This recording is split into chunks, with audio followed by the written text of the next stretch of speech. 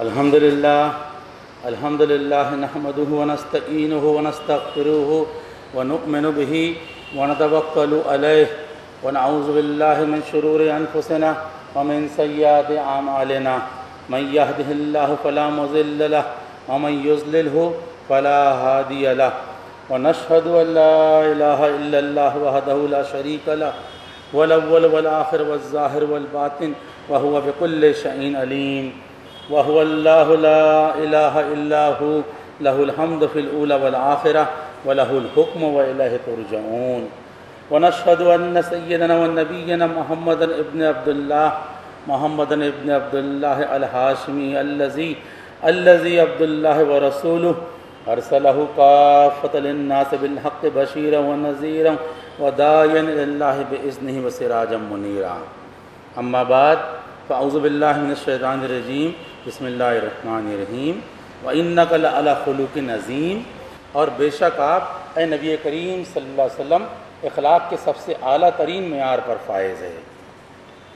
ساری حمد و ثنا، ساری تعریف، ساری بڑائی اسی اللہ کے لیے ہو سکتی ہے، اسی رب کے لیے ہو سکتی ہے، اسی مالک کے لیے ہو سکتی ہے، اسی خدا کے لیے ہو سکتی ہے، اسی ایشور کے لیے ہو سکتی ہے جو اپنے آپ میں اکیلا، اپنے کمالات میں اکیلا، اپنے اختیارات میں اکیلا، اپنے جمال میں بے مثال اور لافانی تعریف بیان کرتے ہیں۔ ہم اسی اللہ کی، اسی سے ہم مدد مانگتے ہیں، اسی سے ہم اپنی غلطیوں کی معافی مانگتے ہیں، اس پر ہم ایمان رکھتے ہیں، اسی پر ہم توکل اور بھروسہ کرتے ہیں۔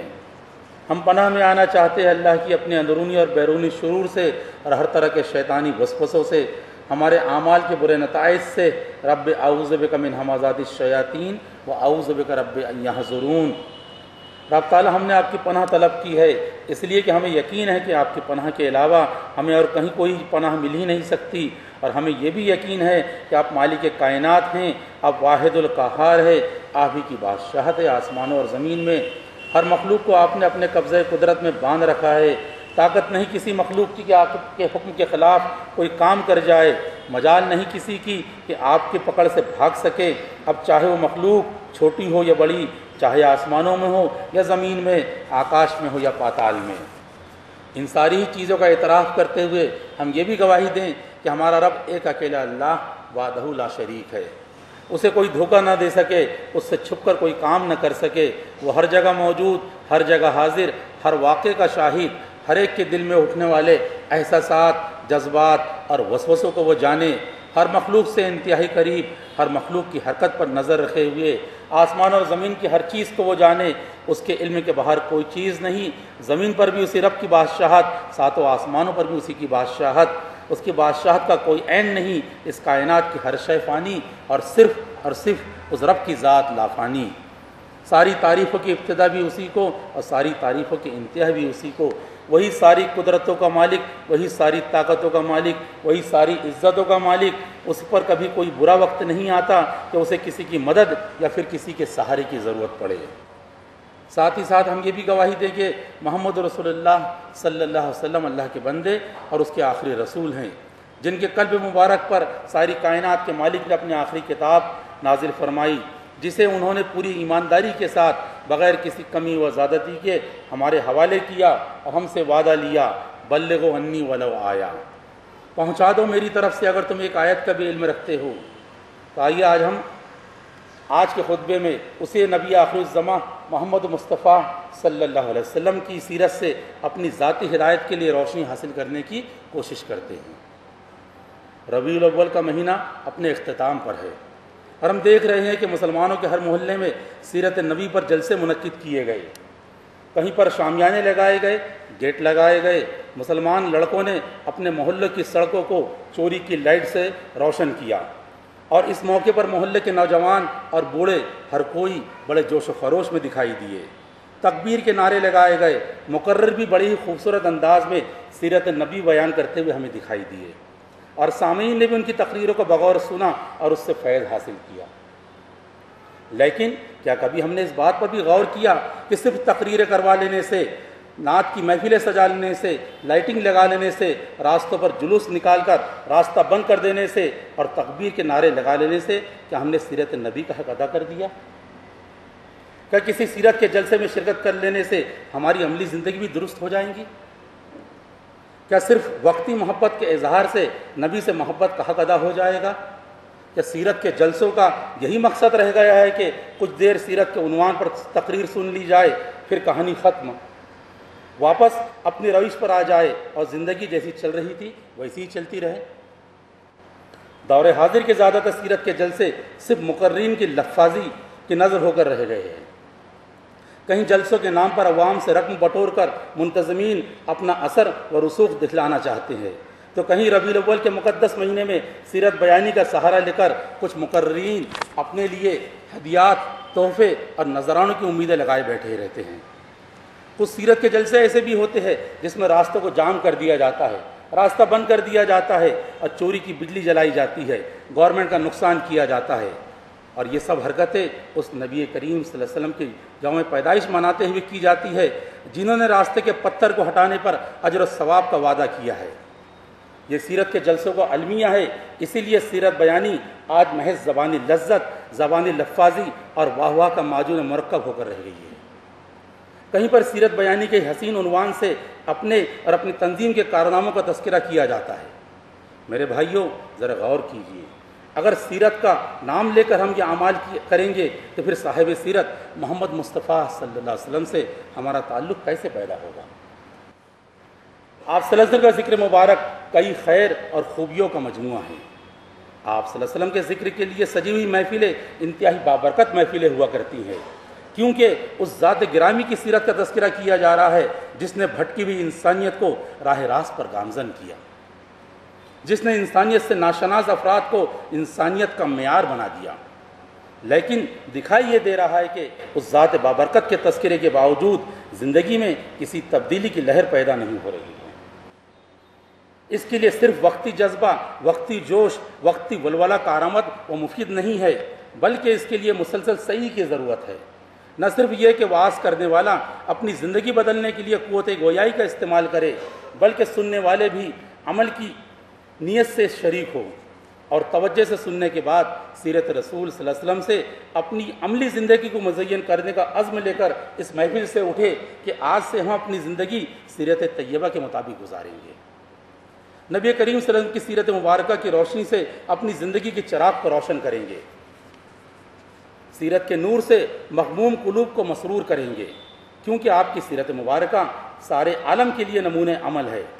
دنیا میں کتنے ہی اکابر آئے، کتنی ہی برگزیدہ ہستیاں آئیں، لیکن نہ تو ان کی سیرت باقی ہے اور نہ ہی ان پر عمل ممکن ہے، لیکن نبی آخر الزمان کی سیرت کے تمام پہلو من و ان آج محفوظ ہے۔ اب ضرورت ہے صرف ان عاملین کی جو نبی کریم صلی اللہ علیہ وسلم کی سیرت سے اپنی زندگی کو مزین کر سکے۔ سیرت کے جلسوں کی حقیقی مقصد یہ ہے کہ مومن نبی کریم صلی اللہ علیہ وسلم کی صبح و شام والی زندگی کو اپنائے اور اپنی صبح و شام میں نبوی تعلیمات کو اپناتے ہوئے اپنی زندگی کو گزارنے کی کوشش کرے، جس سے ہر فرد کی زندگی روشن و منور ہو جائے۔ ماضی کی طرح آج بھی سیرت نبی کریم صلی اللہ علیہ وسلم میں وہ طاقت، وہ قوت اور وہ اثر ہے جسے اپنا کر بھٹکی ہوئی یہ انسانیت راہ راست پر آ سکتی ہے۔ نہ صرف راہ راست پر آ سکتی ہے بلکہ سیرت شریفہ پر عمل کی برکت سے ان کی زندگیاں دوسروں کے لیے بھی ہدایت کا ذریعہ بن سکتی ہے۔ دور حاضر کی سیرت کے جلسوں میں کئی قسم کی خامیاں ہمیں دکھائی دیتی ہے۔ رات کے اندھیروں میں سیرت بیانی ہو رہی ہے اور اس ذات گرامی کا تذکرہ کیا جا رہا ہے جس نے اپنی عملی زندگی میں کسی کو ادنیٰ سی بھی تکلیف نہیں پہنچائی، بلکہ نبی کریم صلی اللہ علیہ وسلم نے اپنی زبان سے بھی دوسروں کو تکلیف دینے سے منع کیا۔ اس سے آگے بڑھ کر تکلیف دہ چیزوں کو راستے سے ہٹانے کو نیکی قرار دیا، لیکن بڑی افسوس اور بڑی حیرت کی بات ہے کہ آج صاحب سیرت کا تذکرہ بھی دوسروں کو تکلیف دیتے ہوئے کیا جاتا ہے۔ رات میں یکسوئی سکون کے ساتھ میں اگر کوئی سونا چاہتا ہے، لیکن اسے ان جلسوں کی آوازیں سونے نہیں دیتی۔ اسپیکر کی تیز ترین آواز سے نہ جانے کتنے سونے والوں کی نیندوں میں خلل ہوتا ہے۔ اسی طرح بے ترتیب گاڑیوں کی پارکنگ سے آنے جانے والوں کو پریشانیوں کا سامنا کرنا پڑتا ہے۔ گاڑیوں کی پارکنگ کا ایک بہت بڑا مسئلہ کھڑا ہو جاتا ہے اور یہ سب کچھ ناقابل بیان بھی ہے۔ اسی لیے ضرورت اس بات کی ہے کہ ان سیرت کے جلسوں میں بامانی بنانے کے لیے ہر کوئی اپنی ذمہ داری ادا کر دے. سننے والے ان مجلسوں میں اپنی زندگی میں انقلاب و تبدیلی لانے کی نیت سے پہنچے اور سنی ہوئی باتوں پر عمل کرنے کا ارادہ اور جذبہ لے کر جائیں اور اپنی روزمرہ کی زندگی کو چراغ سیرت سے روشن کریں. پھر دیکھیں کہ زندگی میں کس طرح سے تبدیلیاں پیدا ہوتی ہے. اسی طرح میں ان مقررین سے بھی درخواست کروں گا کہ وہ ان سیرت کے جلسے کو محض لفاظی اور زبانی لذت اور سامعین کی واہ واہ کا ذریعہ بنانے سے محفوظ رکھے. صحیح نیت کے ساتھ اپنی اور عوام کی اصلاح کے لیے قرآن کے پیغام کو عام کیا جائے. بعض جگہ ایسا بھی دیکھا جاتا ہے کہ بعض مقرر سیرت کے جلسوں کو دوسروں پر کیچڑ اچھالنے کا ذریعہ بنا لیتے ہیں. کہیں سیرت کے جلسوں کو عوام میں فرق اور انتشار پھیلانے کے لیے بھی استعمال کیا جاتا ہے. آپ صلی اللہ علیہ وسلم کا طرز عمل تو یہ تھا کہ وہ مختلف فرقوں میں بٹی ہوئی قوم کو متحد کرنے کا کام کیا کرتے تھے. مختلف علاقائی اور فکری مسائل میں الجھی ہوئی قوم کو یکجا کرتے تھے. جو نبی کریم صلی اللہ علیہ وسلم اتحاد امت کے داعی تھے، جس نبی کریم صلی اللہ علیہ وسلم کا کام قول و عمل سے اتحاد کے پیغام کو عام کرنا رہا، اسی نبی کے امتی عوام کو سیرت کا سہارا لے کر مختلف فرقوں طبقوں میں بانٹ رہے ہیں. نبی کے ماننے والوں میں اختلاف اور انتشار کو پیدا کیا جا رہا ہے. آپ صلی اللہ علیہ وسلم کی ولادت اس بات کا اعلان تھی کہ حضرت ابراہیم علیہ السلام اللہ کے جس دین کو لے کر آئے تھے اس دین کو اب تقویت ملنے والی تھی آپ صلی اللہ علیہ وسلم کے ذریعے. اور اسی کے ساتھ حضرت ابراہیم علیہ السلام کی اس دعا کے پوری ہونے کا بھی وقت آ گیا تھا جو انہوں نے خانہ کعبہ کی تعمیر کے وقت مانگی تھی. ربنا وبعث فیہم رسولا منہم یتلو علیہم آیاتک ویعلمہم الکتاب والحکمہ ویزکیہم انک انت العزیز الحکیم. اے ہمارے رب، آپ مبعوث فرمائیں ان میں ایک ایسا رسول جو انہی کی جانوں میں سے ہو، اور وہ پڑھ کر سنائے انہیں آپ کی آیتیں اور تعلیم دے انہیں کتاب و حکمت کی، اور وہ ان کا تزکیہ کرے، انہیں گناہوں سے پاک و صاف کرے. بے شک آپ ہی زبردست حکمت والے ہیں. اس طرح حضرت عیسیٰ علیہ السلام کی وہ بشارت، وہ خوشخبری بھی اب پوری ہونے والی تھی جو انہوں نے آج سے سینکڑوں سال پہلے دی تھی. وہ مبشرم برسول یاتی من بعد اسمہ احمد، اور میں تمہیں خوشخبری دیتا ہوں ایک ایسے رسول کی جو میرے بعد آنے والے ہیں اور ان کا نام ہوگا احمد صلی اللہ علیہ وسلم. اور پھر اس طرح نبی آخر الزماں کی بعثت کے لیے ایک مناسب جگہ کا انتخاب کیا گیا. ایک ایسی جگہ جسے جغرافیائی اعتبار سے بھی کافی اہمیت و مرکزیت حاصل ہے، اور اس جگہ کے رہنے والوں کو حضرت ابراہیم علیہ السلام سے ایک خاص نسبت بھی حاصل ہے. اس مقدس مقام میں آپ صلی اللہ علیہ وسلم کو مبعوث فرما کر یہ بھی بتا دیا گیا کہ محمد رسول اللہ صلی اللہ علیہ وسلم ایک عالمی نبی ہے. یہ کسی ایک ملک، کسی ایک علاقے، کسی ایک قوم کے نبی نہیں ہے، بلکہ سارے عالم کے لیے نبی ہیں. آپ کو ساری انسانیت کے لیے نمونہ زندگی بھی قرار دیا گیا. فرمایا رب تعالیٰ نے لقد کان لکم فی رسول اللہ اسوۃ حسنہ لمن کان یرجو اللہ والیوم الآخر وذکر اللہ کثیرا. یقیناً تمہارے لیے اللہ کے رسول صلی اللہ علیہ وسلم میں ایک بہترین نمونہ زندگی ہے ہر اس شخص کے لیے جو اللہ پر ایمان رکھتا ہو اور یوم آخرت پر ایمان رکھتا ہو اور اللہ کا ذکر کرتا ہو کثرت سے. نمونہ اور آئیڈیل بنانے کے لیے ضروری ہے کہ وہ شخص ہر طرح سے کامل اور مکمل ہو، اور یہ شرف صرف اور صرف آپ صلی اللہ علیہ وسلم کو ہی حاصل ہے. آپ کی زندگی اور آپ کی سیرت بہترین نمونہ زندگی کی شہادت ہے. کسی کو دعوت دینے کا سب سے بہترین طریقہ یہ ہے کہ داعی حق بات کو صرف زبان سے کہہ کر نہ چھوڑ دے، بلکہ جن چیزوں کی وہ تعلیم دے رہا ہے ان کا عملی نمونہ بھی وہ لوگوں کے سامنے پیش کرے. کیونکہ انسان کی یہ فطرت ہے کہ وہ کانوں کے ذریعے کم اور آنکھوں کے ذریعے زیادہ سیکھتا ہے. اور آپ کا بھی یہی دستور تھا کہ آپ کبھی بھی کوئی نصیحت صرف زبان سے نہیں کرتے، بلکہ آپ صلی اللہ علیہ وسلم اس نصیحت پر عمل کر کے بھی دکھاتے. یاد الہی کی ترغیب دی تو سب سے پہلے خود اپنا دل اللہ کی یاد میں لگایا.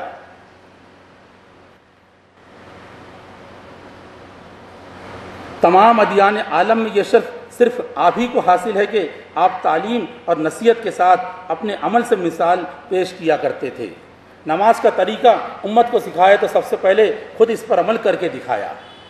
بیوی اور بچوں کے ساتھ حسن سلوک کیا کرتے تھے اور امت کو بھی اس کی تعلیم دی اس انداز میں کہ تم میں سب سے اچھا وہ ہے جو اپنی بیوی بچوں کے لیے اچھا ہو. حجۃ الوداع کے موقع پر آپ وسلم کے دیے گئے آخری خطبے پر ذرا غور کیجیے. آخری حج کے موقع پر زبان مبارک سے آخری پیغام سنایا جا رہا ہے اور انسانیت کے لیے رہنمائی اصول بتائے جا رہے ہیں۔ عرب کے باطل رسم و رواج اور نہ ختم ہونے والی لڑائیوں کے سلسلے کو توڑا جا رہا ہے، مگر دیکھیے تعلیم کے ساتھ ساتھ ذاتی نظیر اور عملی مثال بھی قدم قدم پر پیش کی جا رہی ہے۔ آپ فرماتے ہیں آج عرب کے تمام انتقامی خون باطل قرار دیے گئے اور سب سے پہلے میں اپنے خاندان کا خون معاف کرتا ہوں۔ ایام جاہلیت کے تمام سودی لین دین اور رسم و رواج کو ختم کر دیا گیا۔ اب اگر کوئی باپ ہے تو فاطمہ کے والد کی زندگی اس کے لیے نمونہ عمل ہے، اور اگر کوئی شوہر ہے تو حضرت ختیجہ، حضرت عائشہ اور دیگر ازواج مطہرات کے شوہر کی زندگی راہ ہدایت ہے۔ اگر کوئی قوم کا سربراہ ہے تو مسجد نبی میں بیٹھ کر حکومت کرنے والے کی سیرت کا مطالعہ کرے۔ فاتح زمانہ ہے تو فتح مکہ میں فاتح اعظم کے حسن سلوک کو دیکھیے، جنہوں نے اپنے دشمن کو معاف ہی نہیں کیا بلکہ دشمن کے گھر کو بھی دارالامن قرار دیا۔ انسانیت کی پوری تاریخ عفو درگزر کی اس مثال سے خالی پڑی ہے۔ غرض یہ کہ آپ کی ذات اقدس سارے عالم کے لیے رحمت ہی رحمت ہے۔ آپ صلی اللہ علیہ وسلم میں انسانی زندگی کی ساری خوبیاں موجود ہیں۔ آپ کی حیثیت ایک انسان، ایک والد، ایک شوہر، ایک دوست، ایک استاذ، ایک واعظ، ایک مرشد اور ایک کامل اور مکمل انسان اور پیغمبر کی نظر آتی ہے۔ آپ کا طرز عمل اور آپ کی پوری زندگی ساری انسانیت کے لیے ایک آئیڈیل اور نمونہ ہے۔ لقد کان لکم فی رسول اللہ اسوۃ حسنہ۔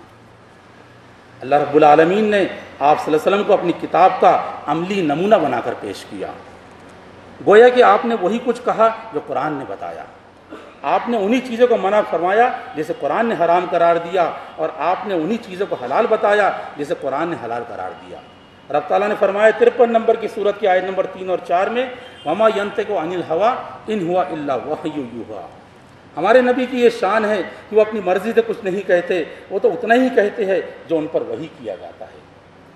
اس طرح ماں عائشہ سے کسی نے پوچھا آپ صلی اللہ علیہ وسلم کے اخلاق کیسے تھے؟ ماں عائشہ نے فرمایا کیا تم نے قرآن نہیں پڑھا؟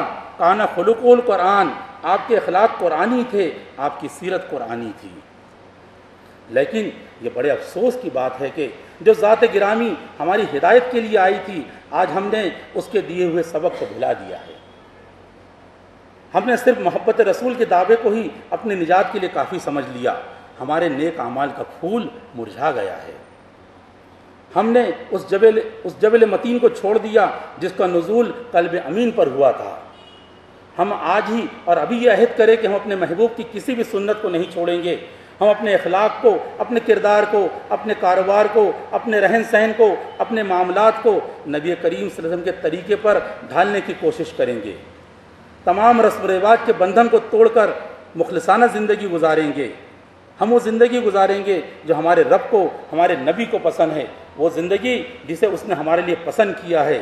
گھریلو معاملات سے لے کر معاشرتی معاملات تک ہمارا کوئی بھی کام ہمارے رب کی مرضی کے خلاف نہیں ہوگا۔ ہم جائزہ لیں اپنا کہ کیا بیویوں کے ساتھ، والدین کے ساتھ، اولاد کے ساتھ اور برادران وطن کے ساتھ ہمارا سلوک ویسا ہی ہے جیسا کہ نبی کریم صلی اللہ علیہ وسلم کا ہوا کرتا تھا؟ اگر ہم نے اس پر رسول کو اور قرآنی تعلیمات کو اپنی زندگی میں داخل کر لیا تو ہرگز کسی کو بھی قرآن شریف کے کسی بھی حکم پر انگلی اٹھانے کا موقع نہیں ملے گا۔ آج ہماری ہی بدعمالیوں کی وجہ سے اللہ کے دین کو بدنام کیا جا رہا ہے۔ ساری غلط فہمیاں ہماری اسی بے عملی، بے راہ و روی کی وجہ سے پیدا ہو رہی ہے، اور دشمن طاقتیں ہماری اسی بے عملی قرآن سے اور صاحب قرآن سے ہماری دوری کا فائدہ اٹھا کر نہ صرف اسلام کو، قرآن شریف کو اور صاحب قرآن کو بدنام کر رہی ہے۔ دشمن قوم کے ساتھ بھی آپ صلی اللہ علیہ وسلم کا سلوک کیسا ہوا کرتا تھا، اس سے روشنی حاصل کی جائے۔ بازاروں سے لے کر تنہائی تک صرف محمد عربی صلی اللہ علیہ وسلم کے غلام بنے رہنے کا عہد کریں ہم سب۔ ملک کے نفرت انگیز ماحول میں محبت، ہمدردی، حسن سلوک اور بھائی چارگی کی فضا کو عام کیا جائے۔ اینٹ کا جواب پتھر دینے کے اشتعال انگیز نظریے سے گریز کر کے زخم کھا کر پھول برسانے کا سبق قرآن شریف سے اور آپ کی حیات طیبہ اور سیرت نبی سے لیا جائے۔